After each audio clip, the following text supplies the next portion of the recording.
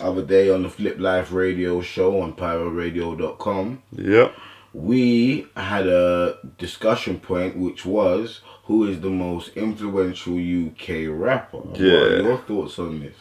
Well, basically, this one came up like a week or two before the show. I was having a discussion with someone on Facebook. I'm gonna have to try and remember this and put it in the bottom corner. If I don't, then never mind. But I was just chatting away to someone about a certain rapper. I can't even remember what the discussion was, and a thought came to my mind about how influential this rapper was, and I was like, yo. My man is one of the most influential UK rappers there's ever been. Like, there's so many babies. Like, we got a thing we say that, you know, like, rappers are babies of other rappers. You get me? Like, I say, like, I'm a Tupac baby and a Skinny Man baby. And so I was like, there's so many babies of this rapper. So I just posted something as an experiment almost, like, who is the most influential UK rapper on my Facebook. And loads of people just started commenting on it. And the name that I was actually thinking of, like, it was Chester P. Loads of names, like, loads of people posted Chester P. Loads of people posted Rodney P. People posted Black Twang. People posted Wiley. People posted Loki. People posted Gigs. And those are the names. There was loads more. But I think there was 5-6 names there that I kind of resonated with, that made sense to the original point I was trying to make, is that Chester P had like a whole wave generation of rappers trying to sound like him, or maybe not trying, like subconsciously ending up sounding like him, like spitting like him, rapping like him. And then another name that came up loads of times was Jehst. And like, I've always had this thought about Chester P having so many babies in this game, and I'm a Chester P baby as well, don't get it twisted. Like, I definitely was in my early days. Like, I've modelled myself a lot around the Mud Family sound. I was in the Mud Family, obviously, but before that, these people were from my area, and I listened to them, and I kind of proper got into them. And then when I met with them, obviously, I naturally was a part of the sound, so it's a bit different. But I'm still a Chester P baby, so it's no disrespect to nobody. But people say Jehst, and I think Jehst is part of that first wave of Chester P babies. Like, he is very influenced by Chester P. And then, yes, definitely, he had a wide impact on UK hip hop, and loads of people ended up maybe taking that inspiration directly from him. So you can give him the credit, but to me, it goes to Chester P before that.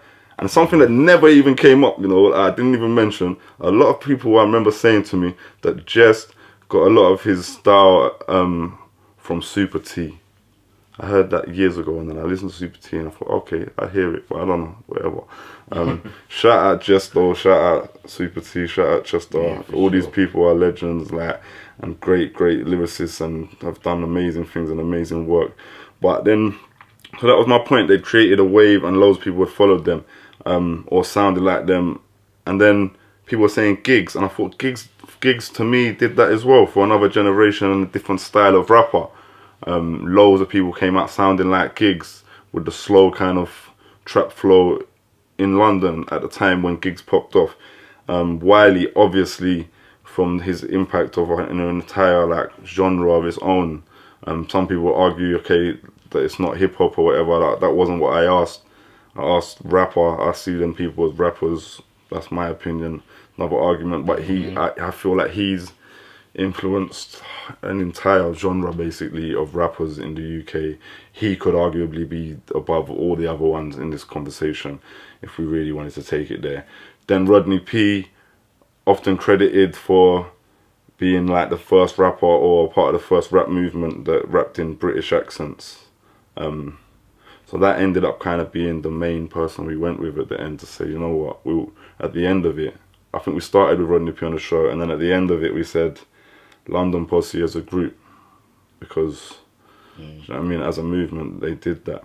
And Loki also, Loki was one, and I don't think we had much time to fit him into the show, but I feel like he had a whole wave of like rappers like wanting to be political, sounding like him as well, like in the same context of these other rappers I'm talking about, but really like context wise, really wanting to talk about Free Palestine and like going to like probably like doing loads of research and learning loads of stuff and then putting it into their music. Like, it's really like, it was really quite a big impact, man.